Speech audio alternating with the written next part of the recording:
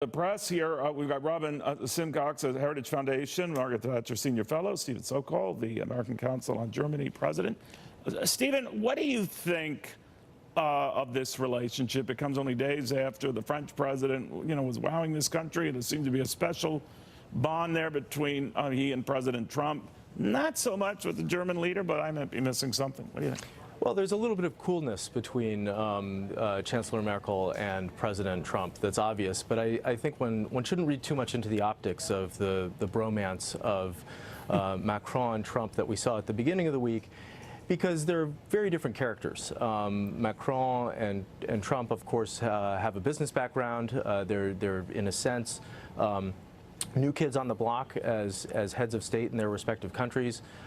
Merkel, the elder statesman, if you will, not elder, but she's been in office for a very long time, for 12 years at this point, and she's looking ahead at her next term. As your last guest said, she did have a hard time forming her coalition government, but the coalition is in place now, and took her long enough, didn't it? It took Germany a very long time, and there were there was a little bit of angst, if you will, in Germany about the amount of time that it took to form the government. But the new grand coalition is in place, and I think it speaks well of the German government that many of the ministers have been making trips to the United States, but around the world since the government has been formed, and it's a good sign that Merkel is here in the U.S. having this meeting with Trump at this point in time.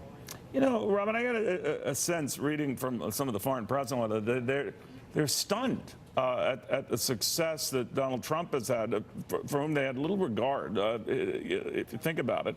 Mocked him in his first European tour last year, that he has gotten to this eventual one-on-one with the North Korean leader, and then today the North and South Korean leader, doing a lot of hugging and handshaking and all of that, and surprised as well that China might be on the verge of capitulating on at least some of the tariff stuff that the president has brought up and threatened. What do you make of that?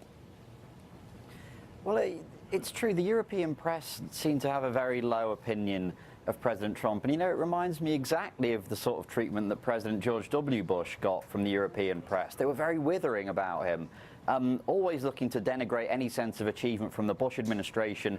In comparison, the Obama administration could virtually do no wrong. I mean, President Obama was treated like a rock star from day one through to the day he left in Europe, yet essentially didn't really have the policy achievements to back it up. So I think that's why we need to look at the substance of what's happening rather than just kind of how the press interpret these things. Stephen, we were mentioning a little earlier that Germany is very leery of the president just abandoning the whole Iran deal, equally leery and concerned about lumping Europe in with these fines and tariffs on steel, aluminum, what have you. I'm sure she is presenting that case, as did Emmanuel Macron, but what's your sense of how the president might be reacting?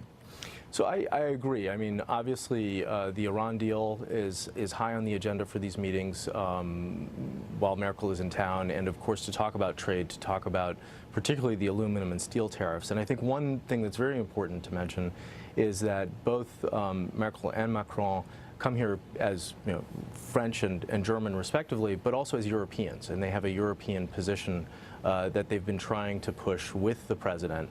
How the president is reacting, this is something that we'll have to sort of be digesting over the course of the next few days as we see the results of these meetings. He's already been somewhat dismissive of some of Macron's overtures when it comes to the Iran agreement.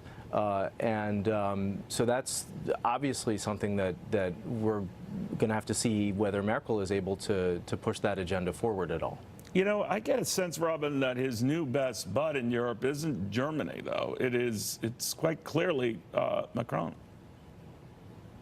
Yeah, I think there's no doubt there's a greater kinship between Trump and Macron than there is between Trump and Merkel. And I think that's not just because of the personality side of things, though there clearly is a great connection between Trump and Macron than with Merkel, but also in terms of the policy side of things. I mean, Trump and Merkel are miles apart on NATO, on how to deal with Syrian refugee crisis, on tariffs, on the Iran deal, of course.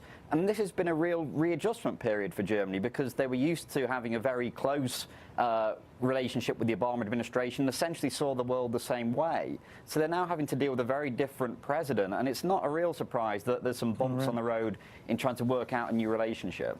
All right, guys, thank you very, very much. We're going to take a very, very quick break. We're still waiting for the two leaders to come before the press and state their case or whether they're divided.